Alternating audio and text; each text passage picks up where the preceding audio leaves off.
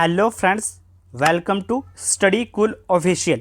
तो ये हमारा जो चैनल है तो ये उन सभी विद्यार्थियों के लिए है जो किसी कॉम्पिटिटिव एग्ज़ाम की तैयारी कर रहे हैं। ठीक है, तो सभी जो कॉम्पिटिटिव एग्ज़ाम की तैयारी कर रहे हैं तो उन सभी विद्यार्थियों के लिए ये चैनल है, जिसमें जो आज हम शुरुआत करेंगे वो करेंगे हिस्ट्री के साथ।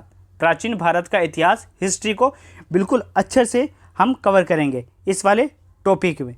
ठीक है, इसके साथ साथ जो हम और वीडियोज़ कवर करेंगे, साइंस की होगी, पॉलिटिकल की होगी, मैथ, रीजनिंग, तो सभी वीडियोस आपको इसमें मिलेंगी। नया चैनल है हमारा, इसे ज़्यादा से ज़्यादा सपोर्ट जरूर करिएगा। तो चलिए फिर स्टार्ट करते हैं। प्राचीन भारत का इतिहास अच्छे से बिल्कुल कवर करेंगे। सबसे पहले प्रायोगिक काल, प्रायोगिक काल से लेके हमने बिल्कुल चौहान वंश का जो इतिहास है वहाँ तक हम इस वीडियो को कवर करेंगे। ठीक है, ये हमारा आता है प्राचीन भारत के इतिहास में। तो प्रायोगिक काल, तो जो प्रायोगिक काल है इस प्राचीन भारत के इतिहास है जो है उसे 3 भागों में वैसे भी बांटा गया है: प्रायोगिक काल, औद्योगिक काल तथा ऐतिहासिक काल। तो जो प्रायोगिक काल है इसका कोई लिखित प्रमाण नहीं है। कुछ चीज़ें हैं जैसे कि पूरा पाषाण काल 25 लाख ईसा पूर्व से बताया जाता है। मध्य पाषाण काल 9000 से 4000 ईसा पूर्व से बताया जाता है। नव पाषाण काल 7000 से 1000 ईसा पूर्व इसे बताया जाता है। तो ये प्रायोगिक काल है, इसका कोई लिखित प्रमाण नहीं है। अच्छे से हम कवर करेंगे। जो हमारी वीडियो है बिल्कुल शुरुआत से आदि मानव से लेके स्टार्ट हुई है। उसके बाद औद्योगिक काल, जिसमें सिंधु घाटी सभ्यता और वैदिक सभ्यता को हम इस वीडियो में कवर करेंगे, जिसमें हम करेंगे ऋग्वैदिक काल और उत्तर वैदिक काल। ऋग्वैदिक काल में जैसे 1500 से 1000 ईसा पूर्व और उत्तर वैदिक काल में 1500 से 600 ईसा पूर्व। तो ये इसका काल है। उसके बाद ऐतिहासिक काल, इसमें प्राचीन भारत पूरा आ गया। ठीक है, जैसे मौर्य वंश, गुप्त काल वंश, ठीक है, जितने भी मेन वंश है तो इसमें हम उसको कवर करेंगे। फिर मध्यकालीन भारत आएगा, फिर आएगा आधुनिक भारत। तो ऐसा है हमारा इतिहास का सारा सिस्टम, सारा वीडियो जो हम आगे कवर करेंगे। तो चलिए फिर स्टार्ट करते हैं आज इस वीडियो में। तो सबसे पहले देखिए प्राचीन भारत का इतिहास, तो इसको देखिए कैसे रहा। तो देखिए, उत्तर में हिमालय से लेकर दक्षिण में तक फैला महाद्वीप, ठीक है, ये भारतवर्ष के नाम से जाना जाता है। ठीक है, कौन सा? उत्तर में हिमालय से लेके, यहाँ से लेके दक्षिण में, ठीक है, फैला समुद्र तक, इसे जाना जाता है भारतवर्ष के नाम से। तो यहाँ पे सिंधु घाटी सभ्यता आई, मोहनजोदड़ो, उस वैदिक सभ्यता, बहुत सी सभ्यताएँ आई। सभी को हम धीरे धीरे कवर करेंगे अच्छे से, एकदम आराम से। तो ये रहा हमारा भारतवर्ष, जिसमें महाकाव्य तथा पुराणों में भारतवर्ष अर्थात भरतों का देश कहा गया है। यहाँ के निवासियों को भारतीय अर्थात भारत की संतान कहा गया है। भरत एक कबीले का नाम था, तो बाद में इसका जो नाम भारत पड़ा। आर्यवर्त से पूर्व इस देश का कोई अन्य नाम नहीं था। आर्य समाज, आर्यवर्त जब आए थे तो उससे पहले इस देश का कोई नाम नहीं था। भरत कबीले से इस देश का नाम भारत पड़ा। आर्य से पूर्व कोई मनुष्य आदि यहाँ नहीं रहा करते थे, ऐसा माना जाता है। तो यह है हमारा प्राचीन भारत। आगे प्राचीन ईरानी, इसे सिंधु नदी के नाम से जोड़ते हैं। जो प्राचीन ईरानी है उसे सिंधु नदी के नाम से जोड़ते हैं, जिसे सिंधु ना कहकर हिंदू कहते हैं। ठीक है, सर्वप्रथम भारतवर्ष का जो जिक्र है वो हाथी गुम्फा अभिलेख में मिलता है। ये इम्पोर्टेंट है। ठीक है, सबसे पहले जो भारतवर्ष का जो जिक्र रहा है वो हाथी गुम्फा अभिलेख में मिला है। प्राचीन नाम से जो भारत से भी पुराना है, आर्यवर्त है। जो आर्यवर्त नाम है ये भारत से भी पुराना नाम है। भरत कबीले से इसका नाम भारत पड़ा था। लोगों द्वारा कुछ और नाम दिए गए, वो देखिए। ईरानियों ने इसे हिंदू कहा, यूनानी ने इसे इंदे कहा, अरब ने इसे हिंद कहा। मध्यकाल में इसे हिंदुस्तान कहा जाता था जब मुग़लों का शासन था। अंग्रेज इन्हें इंडिया कहा। अंग्रेज़ों ने, जब अंग्रेज़ों का शासन आया, उन्होंने इसे इंडिया नाम दिया था। तो इस प्रकार इसका नामकरण हुआ भारत का, अलग अलग जो आए उनके द्वारा। आगे पूरा पाषाण काल, ये बहुत इंपॉर्टेंट है यहाँ से हमारी वीडियो, कि कोई इस वीडियो में आविष्कार मेन है कि कौन से युग में किस चीज़ के आविष्कार हुए। पूरा पाषाण काल, पूरा पाषाण काल 25 लाख ईसा पूर्व बोला जाता है कि 25 लाख ईसा पूर्व पूरा पाषाण काल था।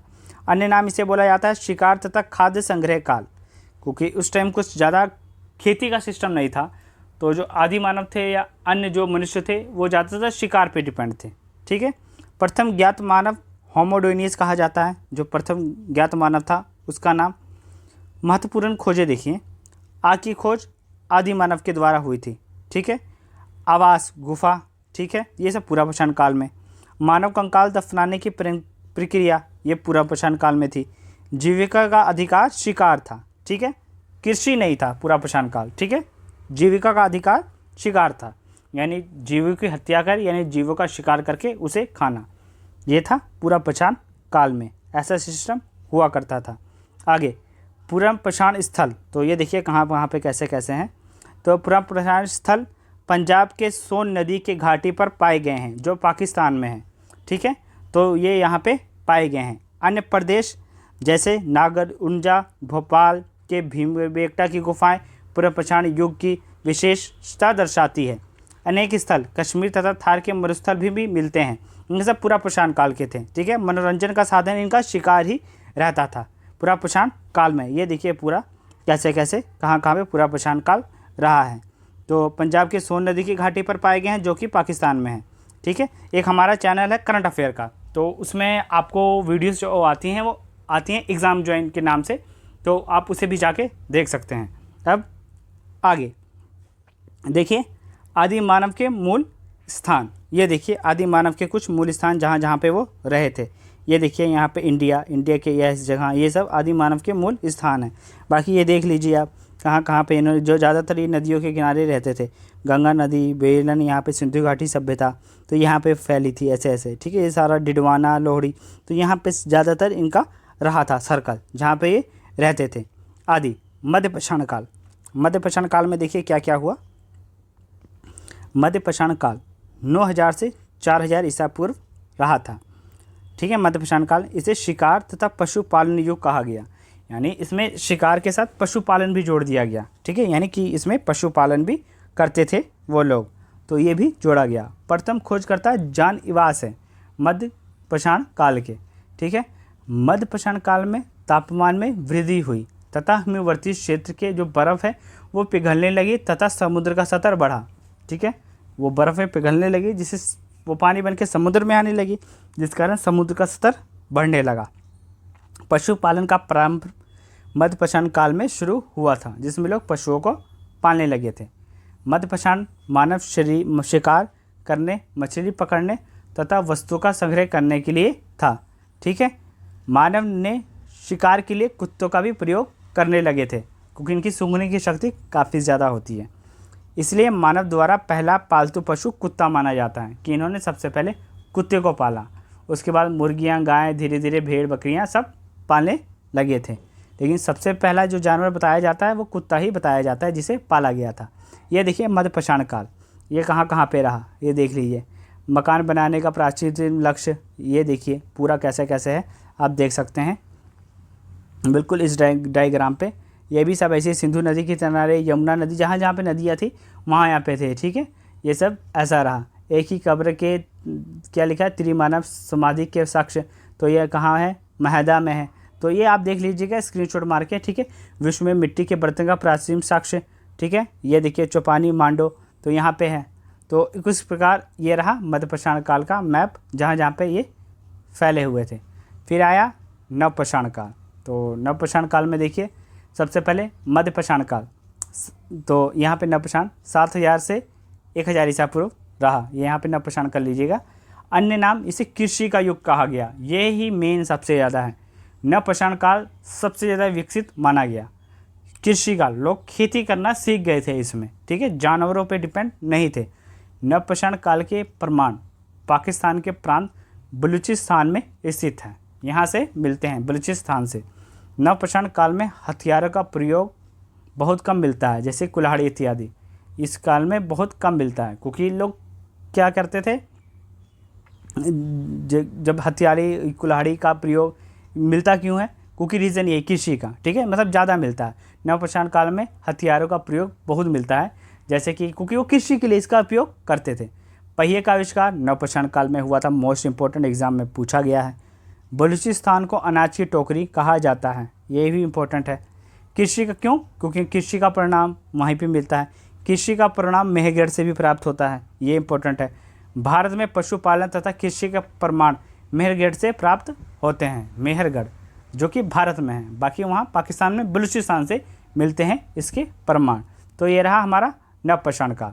वस्त्र निर्माण कला नवपाषाण काल में शुरू हुआ कि वस्त्र निर्माण, धीरे धीरे लोग पत्तों की जगह कपड़े पहनने लगे थे, ठीक है, नहीं तो आदि मानव पत्ते पहनते थे। नवपाषाण काल में लोग छोटी छोटी बस्तियां बनाकर रहने लगे और आगे चलकर जनजाति को जन्म दिया। इसमें एक नेता भी होता था, ये यहाँ तक विकसित हो चुके थे। वह स्थायी रूप से घर बनाकर रहना सीख गया और घर गोलाकार तथा आयताकार होते थे। इस काल के लोग कृषि के अतिरिक्त पशुपालन भी करते थे। उनके मुख्य गाय, भैंस, बकरी थी जो करते थे। गंगा नदी में धान की खेती का प्राचीनतम प्रमाण यूपी में मिलता है। मिट्टी के बर्तन बनाना नवपाषाण काल में शुरू हुआ था। मिट्टी के जो ये बर्तन बनाते थे तो ये भी नवपाषाण काल में शुरू हुआ था। अब आगे देखिए, नवपाषाण काल में जनजातियों की अपनी संस्कृति और परंपराएं।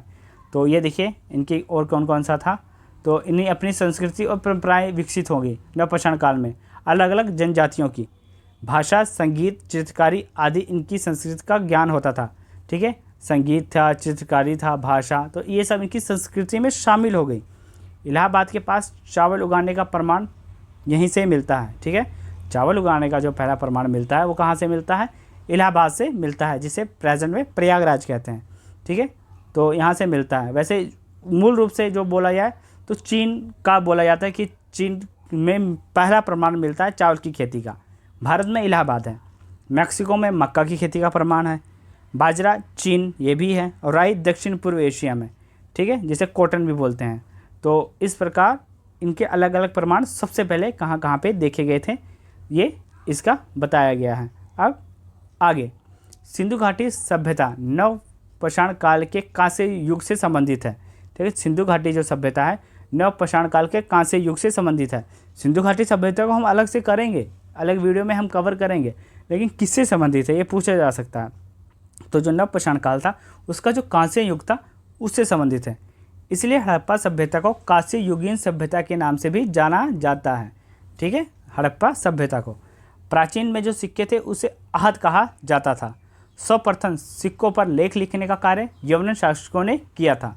ये जो हमारी वीडियो है, ठीक है, तो इसे आप ज़रूर ज़्यादा से ज़्यादा लाइक करिएगा, ठीक है। नए चैनल पे नई वीडियो है तो आपका सपोर्ट जरूर मिलना चाहिए। मानव द्वारा सबसे पहले तांबा धातु का प्रयोग किया गया और इसके द्वारा बनाए जाने वाला प्रथम हथियार कुल्हाड़ी था। मानव द्वारा जो सबसे पहले धातु का प्रयोग किया गया था, ठीक है, और सबसे पहले मतलब धातु का प्रयोग ही किया गया था, तो वो था तांबा। लोहे का प्रमाण नहीं मिलता, और इसके द्वारा बनाए जाने वाला प्रथम हथियार कुल्हाड़ी था। भारत में शिवालिक की पहाड़ियों से जीवाश्म के प्रमाण मिलते हैं, ये भी बहुत इंपॉर्टेंट है। भारत में मनुष्य संबंधी पहला प्रमाण नर्मदा नदी से प्राप्त होता है। नदी के किनारे ही लोग रहते थे, नर्मदा घाटी, नर्मदा नदी, तो वहीं से मानव का पहला प्रमाण मिलता है भारत में, ठीक है। तो अब आगे देखिए, नवपाषाण कालीन के स्थल देखिए कैसे कैसे हैं, ध्यान से। जैसे आपको मध्यकाल का बताया है और प्राचीन का भी बताया है। तो यहाँ पे देखिए, सराय, खोला, इस्लामाबाद, ठीक है, किली, कुल मोहम्मद, मेहरगढ़, तो हस्तिनापुर, कांच की चूड़ियों के लिए था, ठीक है, श्रीनगर, मुजफ्फरनगर, तो ऐसा सब पूरा था। ये देख लीजिएगा, ठीक है। कोलम ये कहाँ पे है? मेहरगढ़, पटना। तो ये धीरे धीरे जहाँ जहाँ पे हैं सूसी वस्त्र का साक्ष्य, तो ये देखिए नेवासा, तो ऐसा सब लिखा हुआ है कहाँ कहाँ से किस किस के प्रमाण मिलते हैं, ये आप देख सकते हैं। ये देखिए इनके बर्तन कुछ इस प्रकार हुआ करते थे, ठीक है। ये हथियार और इनके बर्तन नवपाषाण काल में इस प्रकार धीरे धीरे ये विकसित होने लगे। तो ये थी हमारी वीडियो प्राचीन भारत के इतिहास की। वीडियो कैसी लगी, ज़्यादा से ज़्यादा आपने सपोर्ट करना है और ज़्यादा से ज़्यादा लोगों को शेयर करना है। थैंक्स।